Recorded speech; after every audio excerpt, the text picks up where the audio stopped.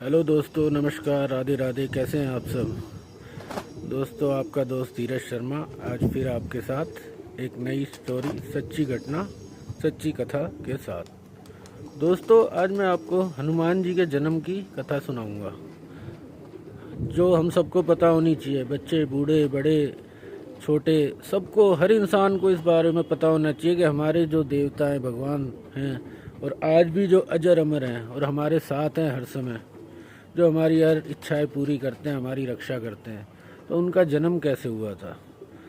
तो महाराज, आपको बताता हूँ मैं कि सतयुग की बात है ये। सतयुग के समय में राजा केसरी हुआ करते थे, वानरों के राजा, जो कि सुमेरु पर्वत पर रहते थे, और वो वहाँ के राजा थे। और बड़े अच्छा उनका राज्य काज्य था, सब कुछ बहुत बढ़िया, अच्छे से चल रहा था। और उनकी धर्मपत्नी थी अंजना माता। अंजना माता जो वानरों में जिन्होंने जन्म तो लिया था, परंतु असल में वो एक इंद्रलोक की अप्सरा थी। तो उन्हें ऋषि मुनियों के श्राप के कारण ही जन्म लेना पड़ा था वानरों में। तो वो दोनों बड़े सुख के साथ अपना जीवन व्यतीत कर रहे थे। तो माता अंजना और केसरी जी को सब सुख थे, खुशियाँ थी, परंतु उनके पास कोई संतान नहीं थी।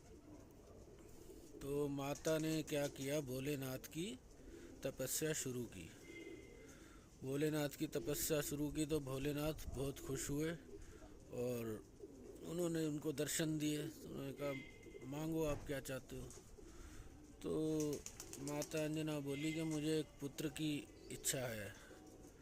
तो भगवान शिव ने प्रसन्न होकर उन्हें वरदान दिया कि ठीक है, तुम्हें एक पुत्र की प्राप्ति होगी। उधर भगवान शिव भी बैठे बैठे सोच रहे थे कि त्रेता युग में भगवान विष्णु जन्म लेंगे श्री राम के रूप में, तो मुझे उनकी सेवा का मौका कैसे मिलेगा। तो दोस्तों, वो भी इस विचार में थे लगे हुए। तो उन्होंने भी सोच रहे कि भाई क्या होगा, कैसे मैं उनकी सेवा में उनके साथ हाजिर हूँ। तो उनके दिमाग में यही बात आई कि माता केसरी के मैं पुत्र का आशीर्वाद तो दे ही रहा हूँ और इन्हीं से मैं जन्म लूँगा। अब इधर इन्होंने वरदान दे दिया। इधर महाराज एक भस्मासुर राक्षस थे जी, वो भी उसी समय में सेम टाइम तपस्या कर रहे थे भोलेनाथ की। तो भोलेनाथ की तपस्या वो भी कर रहे थे, तो जी उसने भी भाई भोलेनाथ को खुश कर लिया आखिर वर्षों की तपस्या के बाद। और भोलेनाथ तो फिर भोलेनाथ ही है। भोलेनाथ को प्रसन्न किया। भोलेनाथ बोले, मांगो, क्या मांगते हो। तो भस्मासुर बोला, प्रभु मुझे वरदान दो कि मैं जिसके सिर पर भी हाथ रख दूं वो वहीं भस्म हो जाए। अब भोले तो भोले ही हैं।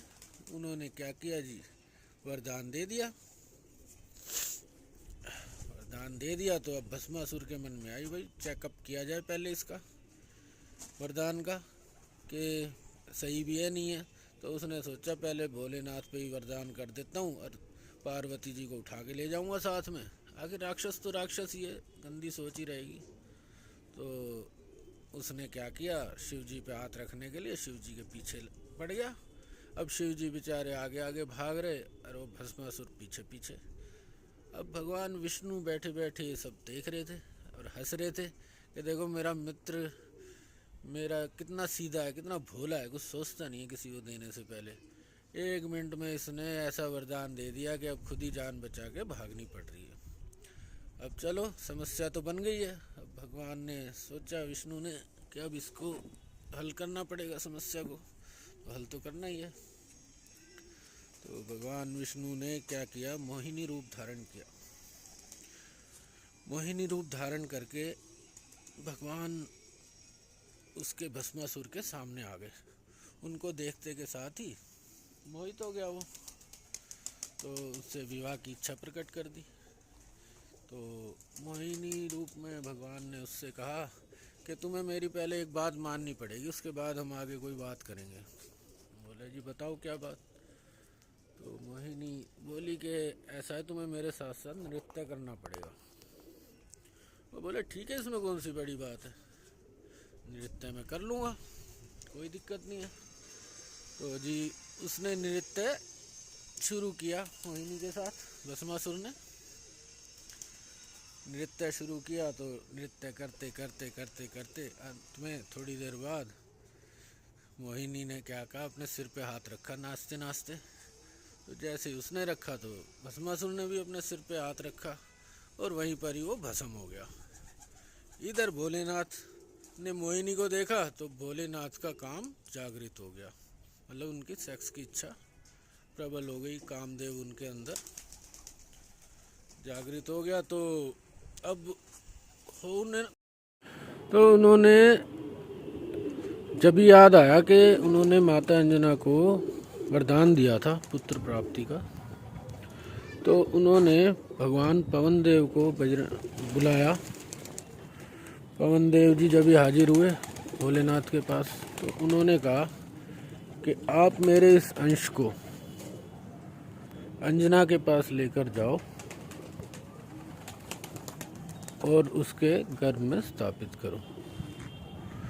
तो भगवान पवन देव उनके अंश को लेकर गए।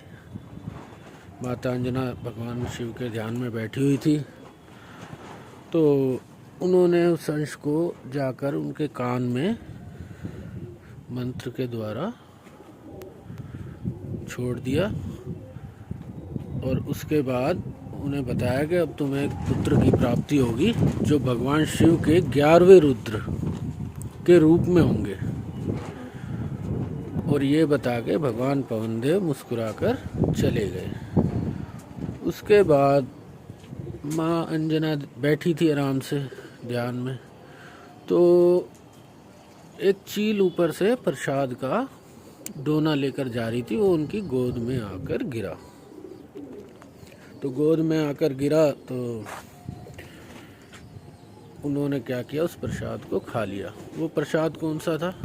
वो प्रसाद वो था जो भगवान राम के पिता दशरथ ने जब यज्ञ किया था पुत्र प्राप्ति के लिए, तो जो प्रसाद रानियों को खिलाया था वो वही प्रसाद था जो अंजना माता ने खाया।